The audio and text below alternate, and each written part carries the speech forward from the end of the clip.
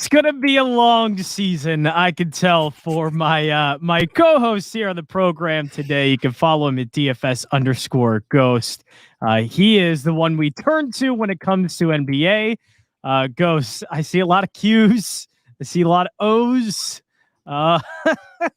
It's gonna be that kind of NBA season, isn't it? Yeah, I mean, I tweeted today. I'm about 3 to 5 business days away from losing my, because this is I feel like it's like the first week of the season, and we're pretty much riding so many injuries already. But that's the nature of the beast. That's what it is. That's what makes NBA the hardest DFS sport out there. So it's what we love about it. It's what we hate about it. But if you don't hate it, then you don't love it. So. Nope, you gotta love it. Love all of these cues. Love Zion out, of course. Gotta love it. It's a 9-game or 5-game slate. No, I gotta go to the 5-game slate here. Cues. So where are we going here? Now that the cues, we got all the cues in here. All right, so Brandon Ingram is actually doubtful, very close to officially out. So I don't know if we got official ruling on that. I had him out like roughly 4 or 5 hours ago there. So he's likely not going to play today. So that's another. Listed as doubtful. Yeah, so yep. Pretty bad hip injury there for a pretty tall Brandon Ingram. So I don't expect him to play this game, but. Man, it's bad with the amount of injury news that's there, and get used to the Lakers trio and Anthony Davis, LeBron James, and Russell Westbrook pretty much all being questionable seemingly every single game that they'll play. If anyone's not going to be, it's going to be Russ, but AD and LeBron have been questionable for every single game for the past like 5 years. So that should be a surprise to absolutely nobody. Given that is the last game on the slate, you are absolutely playing with fire. If you are playing one of them, that's good. I like that.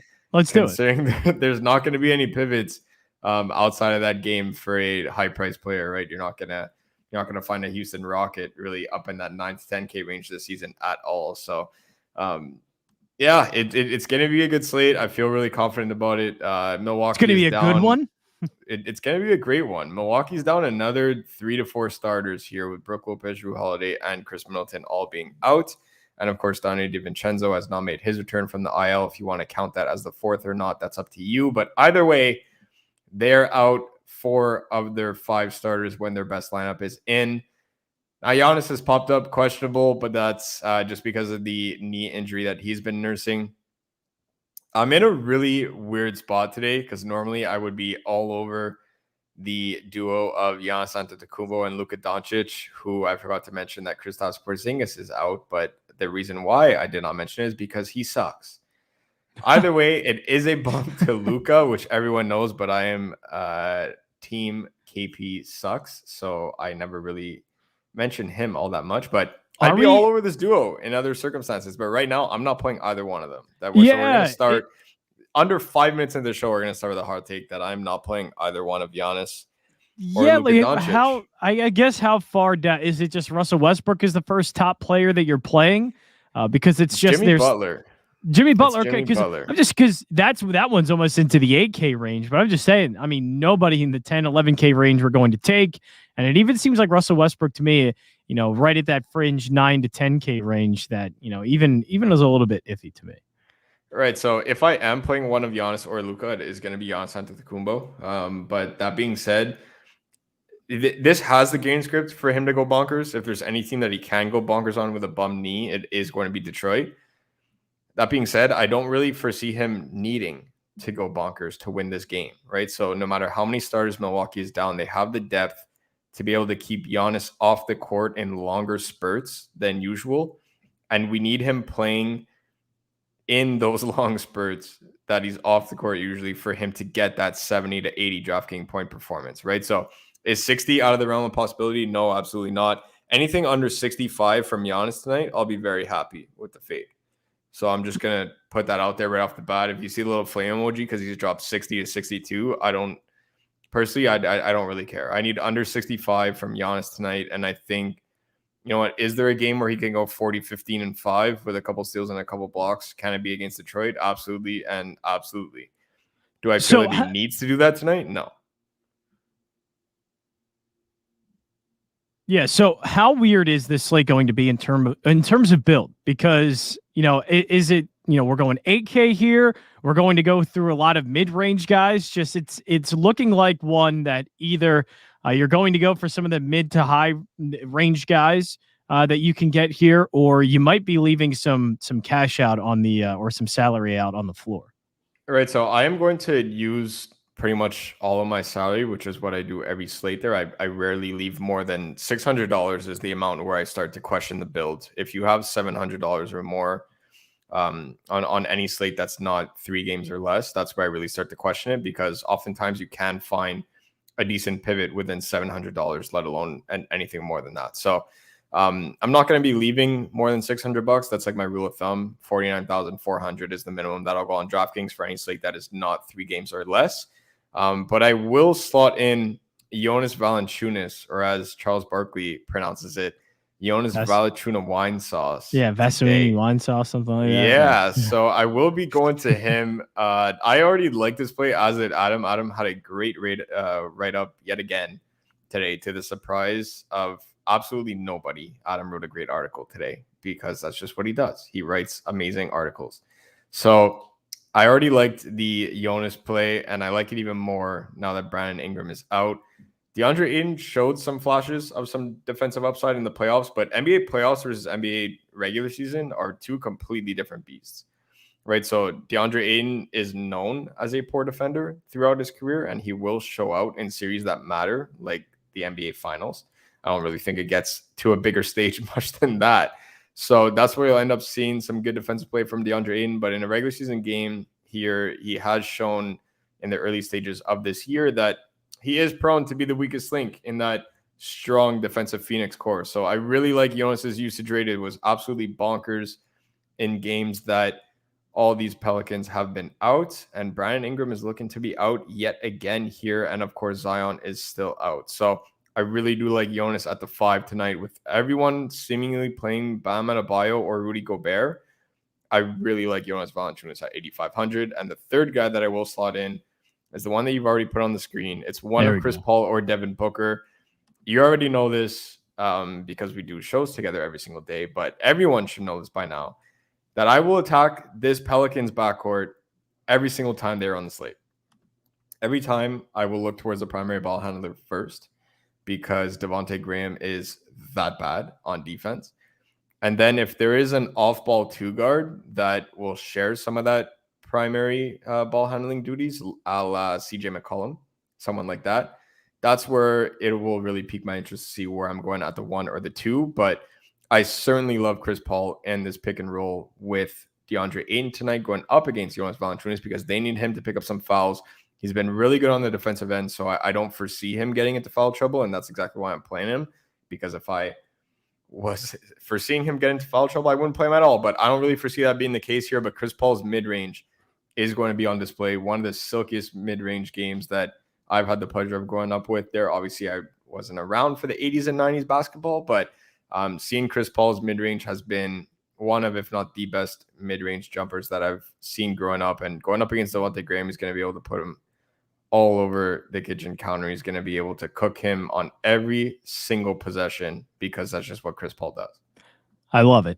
So that seems like they're the foundation of what this team is going to be sort of built around. So now that gets into the question of, with a lot of outs, a lot of Qs, which means a lot of value. So now that's kind of what we're getting into next year, aren't we? Yeah, it is. We're going to Milwaukee. I mentioned it before. They're down 4 starters when their best lineup is playing, if you want to count Dante DiVincenzo as that 4th starter. But even with Grayson Allen being questionable in this game, there is a ton of value to be had, even if Grayson Allen and Giannis Antetokounmpo play, which is what I fully expect. You could go back to Jordan Nwora, who is going to live and die by the 3. It looks like they're really trying to develop his game into a stretch 4, a 3-and-D wing type of style. They're still trying to figure out what his game is going to be for them off the bench when it matters most, and that's towards games 70 to 82, and of course in Milwaukee's playoff run. So I don't mind Jordan Nwora, especially with everyone playing him on a ton of other slates, and now tonight not garnering as much rostership numbers as he should be. So I lean to one of him or Bobby Portis. I do favor the latter there in Bobby Portis just because I know exactly what he's going to do when he's on the court, and that's he's going to score. So Bobby Portis going up against a backup Detroit front court outside of Kelly Olynyk is really ugly. And at 4,400, even if he sees 20 to 22 minutes, he should be just fine. And George Hill, it is really gross. I don't play 40-year-old point guards, let alone You're doing it. point guards. You're doing it today, aren't you? I don't know if I'm doing it yet. It's not. It's TBD. If this slate isn't going to be the one you do it, I don't know which one will. I wanted to mention him because he is going to be extremely high rostered tonight. I rarely play 40-year-old point guards, but the minutes have been there, and I'll throw him a bone and say filling up the box score. I usually save that for guys like Luka, etc. But this is as much as George Hill is going to fill up the box score as possible with like a 8, 5, and 3 stat line. But at only 3,800, his price continues to go down, and he represents a relatively safe floor for someone that's going to get 28 to 32 minutes in a game like this. And the other one that I will mention in terms of value plays will be Giannis Jr., I'll call him. Thanasis Antetokounmpo at 3,100 will likely be drawing another start here from Milwaukee. Starting at the 5 with his brother alongside him at the 4 is what Milwaukee has been rolling out. They did kind of flirt with Giannis at the 5 for a little bit, but they didn't really like what that gave them on offense because the scores that they surround Giannis with are not exactly reliant when it comes to guys like Pat Connaughton and Jordan Nwora, etc. So likely to see Thanasis at the 5 again, who logged some crazy minutes for them last time out there. So at a mere 3,100, I do have a ton of interest in Thanasis Antetokounmpo today. So where are you capping your Milwaukee exposure at? Is it 2, 3? Where are you kind of capping that exposure? Without Giannis, it's max 3. I'm likely only going to use 2 because it is Detroit. It's not Washington. It's not Sacramento. I'll even throw Portland in that conversation now this year, the way that they've been playing on D. But it's not one of those teams, right? So Detroit's really bad, but it's not exactly the best game environment in terms of pace. So I will try my best to cap it at 2. If you land on 3, I'm okay with that as long as it is without Giannis. And with Giannis, I would go max one other Milwaukee Buck. But it's going to have to be one of George Hill or Thanasis because all these other guys are going to be living and dying by their shot, and that's exactly the polar opposite of what you want. If you're playing Giannis Antetokounmpo today, you want him taking 25-plus shots. You don't want Bobby Portis coming off the bench taking shots. You don't want Pat Connaughton, Grayson Allen, and Jordan Nwora throwing up threes. You want Giannis getting into the paint and getting those easy dunks, those easy and-one layups, and him dominating the game. Thanasis or George Hill would be the only 2 viable ones with Giannis, in my opinion. George Hill, because of that, again, the reliability where he's been pretty safe on the glass and dishing the rock as well to Giannis as that surprisingly primary ball handler from Milwaukee right now. And Thanasis is just at 3,100. Even if he drops 6 and 6, you're already looking at some decent value there with a couple steals and blocks. So him, it's more of a price standpoint. But if you're playing Giannis, I would limit it to one buck being one of George Hill or Thanasis. So I see a couple other games maybe here, more at the end. Of course, the Lakers just going to be a little bit tougher. So I imagine maybe some more Phoenix and New Orleans here. I know we do have Chris Paul and Jonas Valanciunas, but is that kind of where we're ending our exposure to that game, or is there a little bit more in there? Yeah, it is. So I will touch on injury news a little bit because, in terms of studs, everyone knows where I'm going. So, yeah. In this New Orleans Phoenix game, I understand the upticks to guys like Josh Hart, guys like Herb Jones, maybe Marshall off the bench, but I doubt it. Sadaransky off the bench, Kira Lewis, who's a certified hooper. When this guy gets, when he grows into his frame and he ends up developing an NBA game, he's going to be absolutely lethal as a 6-man in the NBA. Remember that when he's going to be that in 5 years from now. But Kira Lewis is a certified hooper. I really do like him as well. But that being said, it's like none of these guys are really in play for me today just because of the fact that I'm so locked into Giannis. Like I want him dropping 30 and 15, and that means the rest of these guys don't get there. Like I need Giannis to single-handedly keep them in this game because the only way that they do stay in this game is behind Jonas Valanciunas. So seeing what he did last game against a much better Knicks team, like that already against Mitchell Robinson and Julius Randle in the paint, like that was very impressive to see him do that in 34 minutes, 35 minutes, whatever he ended up playing there. Like it was very impressive to see him do that. And he's going to play the first 10 or 12 minutes of this game. He'll likely probably might even play the whole first quarter. And that's exactly where you'll know if New Orleans is getting blown out or not. Because if they're not in it in the first quarter, they're not going to be in it by the fourth. So for me, guys like Herb Jones and Hart, etc., I get it. I know the math behind it and where the upticks go, etc. It just doesn't do it for me. I really want Jonas carrying the load there.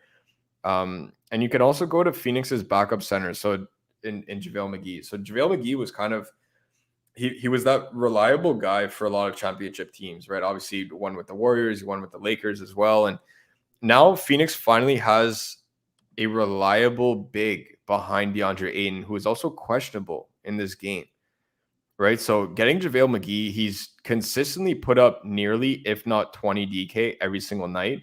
And in a game where DeAndre Ayton will get exposed, not if, he will get exposed on the defensive end, just those extra 2 to 3 minutes of JaVale McGee, it really doesn't seem like much. But the way that this game is going to be going up and down the court, that can lead to a solid amount of possessions for JaVale McGee on both the offensive and defensive end, where he's also producing fantasy points. So I don't mind JaVale McGee there at 3,400. I would take him in that game over guys like Herb Jones and Hart, etc., especially if those are two guys that are pulling some rostership numbers there. They're not really in my player pool right now. But I do get it if you land on them. It's A-okay. It's just for me, those are two guys that I'm kind of crossing off my list. And I will mention very quickly, he's going to be likely, if not very likely, the highest rostered player on this slate, and that's rookie sensation Cade Cunningham. Now everyone knows the story, number 1 overall pick in this year's NBA draft for Detroit. Only played 18 minutes in his debut, and obviously still recovering from that ankle injury. Detroit has absolutely nothing to prove or nothing to play for. And even if it's this early in the season, they already know that they're going to be a top 5 picking team in the upcoming NBA draft. So they're going to be extremely cautious with Cade Cunningham. But what I need people to know, the way that Cade Cunningham plays, is that he is exactly the way that Luka is. Like, he can beat you on the block. He can obviously play face up, and he's going to be that primary ball handler when he hits the prime of his career. He like I said, he could beat you on the block. He could play his back to the basket really well, similarly what Luke can do also. And he crashes the glass. And seeing him do that in that first game was already such a good sign, because he's got to get up there. And when he's coming down on that ankle, like the fact that he's already doing that, it shows sign that his game is going to translate really well to the bigs, which is a surprise to absolutely nobody that sees Cade Cunningham hoop. So he is going to be likely the highest roster player on the entire slate, not only because of his name, but because of his price too. So I can talk about Cade Cunningham, but realistically, there's nothing really for me to add there. I mean, the value's there. He's number 1 ranked in our model as well, rightfully so. Like, it's just, I see some questions about Cade Cunningham. The minutes are going to be there. He'll likely play 20 plus again tonight. Is he going to top out at 35? No, likely not until Christmas. But to be able to see him get 20 to 25 minutes tonight is exactly what we have him for. And I think he'll be just fine there. So shout out to Cade Cunningham. And the other 2 guys that I wanted to mention, one of them is in Miami and Dallas, and one is in Sacramento, Utah. These guys are on, I don't want to say no one's radar, but they're likely going to be the odd man out because of the way that people are building tonight and because of people's prices around them. And the first one that I'll talk about is in that Miami-Dallas game, and that's Tyler Hero. So get used to me talking about Tyler Hero. Wow. Tyler Hero. Goes talking about Tyler Hero is back, and it never left. Comeback season. I've always spoken highly of Tyler Hero. And while everyone was roasting him during his sophomore season, etc., Tyler Hero is absolutely balling this year, with Victor Oladipo being out till at least mid-November for the Miami Heat. 6-man off the bench, and he is consistently leading Miami not only in usage rate off the bench. First of all, that's an impressive stat on its own. But he's leading them most nights in field goal attempts also. Like, if that doesn't show you what Tyler Hero brings to this offense, I don't know what does. Like, we look for people to get 20 to 25 minutes off the bench when we're playing bench players, but man, seeing Tyler Hero hit 30s already in this year, like, if Duncan Robinson's shot is not dropping, there is zero use to having him on that court. He is one of the most lethal 3-point shooters the league has right now. But if his shot is not dropping, he does not contribute anything else to the Miami Heat, right? So that's where they need Tyler Hero, because now all of a sudden they have 3 ball handlers on that court with Kyle Lowry, Jimmy Butler, and Tyler Hero. And it is such a mismatch to be able to defend that, where Dallas doesn't have a good defense right now, period, let alone the fact that KP can't guard the perimeter and he's out, and now you're replacing him with an even larger big who cannot guard the perimeter either. Like, it is such an offensive mismatch for Miami in this game that I really do like Tyler Hero there. The price is elevated, but I think he can go bonkers in this spot, and I do not mind playing him with Jimmy Butler. The second name that I want to mention that barely anyone's playing tonight, and I don't really understand why, is Harrison Barnes. Is this the sexiest name on the slate? No, absolutely not. Even if Giannis and Luka were both ruled out, he is still far from the sexiest name on the slate, but he gets it done. Luke Walton will play this man 48 minutes if he could. And he only comes off when he is like physically exhausted. So seeing him out there taking double-digit shots every single night, outside of that weird outlier out there in New Orleans, but you know why he didn't take that many shots is because Luke Walton knows that we play guards against New Orleans, and De'Aaron Fox ended up leading the charge there for them. But again, it's a very safe floor with a ridiculous ceiling with the amount of minutes that this guy is playing. Is it a good matchup against Utah for this Sacramento offense? Absolutely not. But is there one spot where Utah can be vulnerable? It's on the wing with Bojan Bogdanovic, Royce O'Neal, etc. That's where Harrison Barnes is going to be able to flourish, because De'Aaron Fox, as much as I love him, Tyrese Halliburton, as much as I love him, Davion Mitchell, as much as I love him, everyone knows how much I love this Sacramento backcourt. They're in tough tonight against Mike Conley and crew.